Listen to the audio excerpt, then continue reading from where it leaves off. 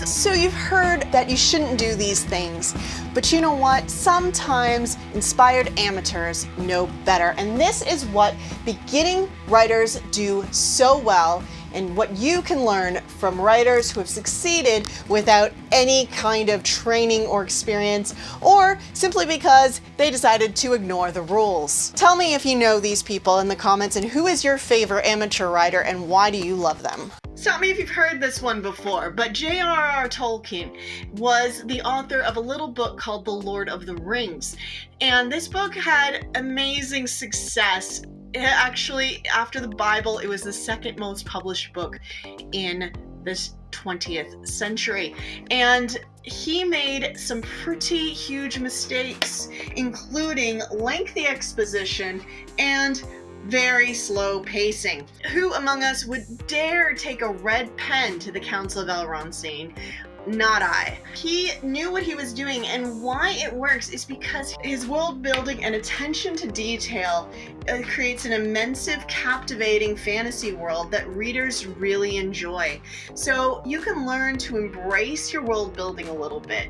Take some time and let your reader get to know where they are, so you can create vivid settings for your readers. Maybe not quite as popular, but Andy Weir wrote a book called The Martian, which was turned into a film. Now, because I had heard that he had broken this rule, I actually held off seeing it for a really long time, because this is something that I really look for in books. But you know what? It works. And I do admire his experimenting. So when he wrote The Martian, he aimed to write a book with no character development, no traditional character development. And he succeeded. And he succeeded because he focused on the problem solving and the survival, and it creates a gripping and unique narrative.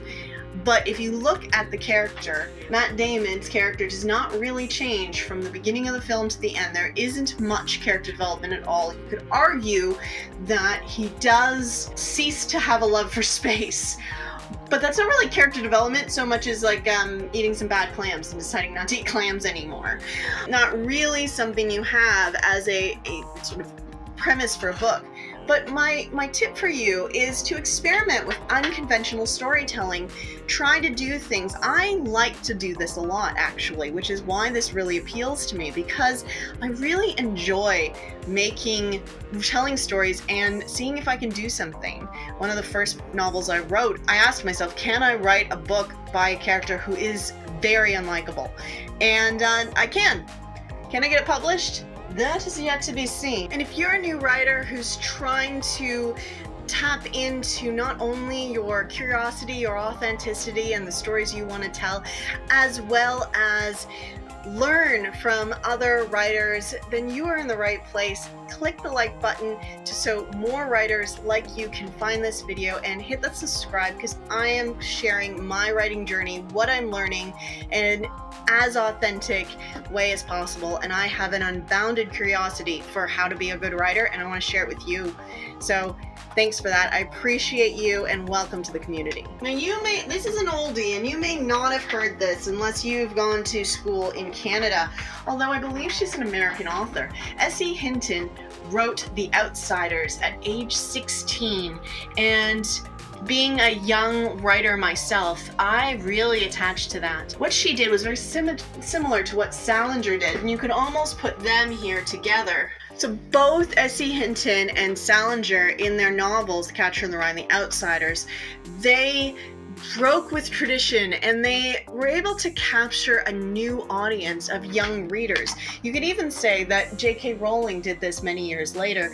They brought a fresh and authentic voice to young adult literature. In The Outsiders, we have an honest portrayal of what teenagers were like, and you see that again in The Catcher in the Rye. And I'm gonna be repeating myself, but be authentic. Be authentic with your voice. That authenticity will ring through to readers, and it may not appeal to the masses, but it will catch somebody, because when you're real and it's a real human experience, that is something. Mary Shelley was just 18 when she wrote Frankenstein. She made a lot of mistakes, a lot of structural mistakes, but what that ended up doing was she created groundbreaking speculative fiction. And a lot of her quote-unquote mistakes are used in traditional novels today. And it was this pushing of boundaries and experimenting with new narrative techniques that created an innovative novel that has stood the test of time, and that also is, especially if you're playing in this space, it's really, really compelling and a great way to juicy up, liven up your narrative. She used multiple narrators, and she framed the main story in a multi-layered narrative using these different narrators, created a sense of immediacy in her storytelling, which was groundbreaking. And if you think about it, Tolkien did similar thing with his narrative style, in that you lose track of characters for pages and pages, sometimes books on end. And by doing this, it created a natural sort of fear of what was happening with the characters. And when they did the movie and they intercut these stories, you lost a little of that. And you think of the Mouth of Sauron at the Black Gate, that ceases to be quite as scary because we know that Frodo's okay. But in the book, you don't. It's all sort of left hanging and in suspense. So when they say that Frodo is dead, you feel that tension.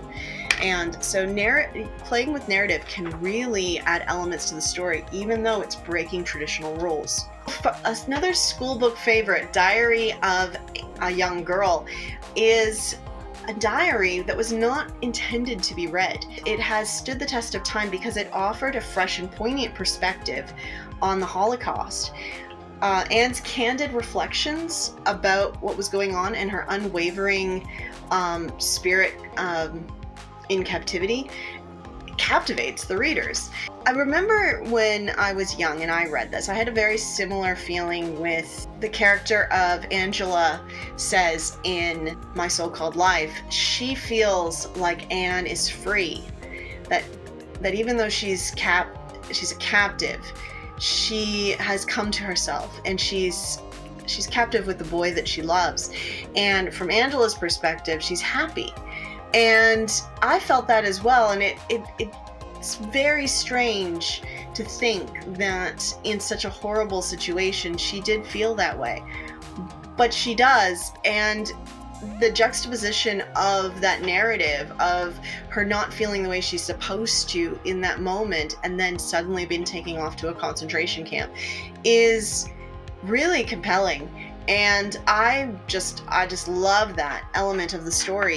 Even though it wasn't really intended to be a narrative, I feel like we can take away that what we want to do in our writing is to be ourselves, to put in our personal experiences and not worry so much about what you should be feeling, and actually think about what you are feeling in that moment, and that will be profound. These books are a dime a dozen now. It's hard to think that at some point way back when there weren't all these my year of self-exploration books, but Eat, Pray, Love was definitely among the first, if not the first. And it is Elizabeth Gilbert's passion for self-discovery and personal growth, and a very specific journey that makes the story so great. And she creates a three-arc narrative by going from Italy to India to Bali.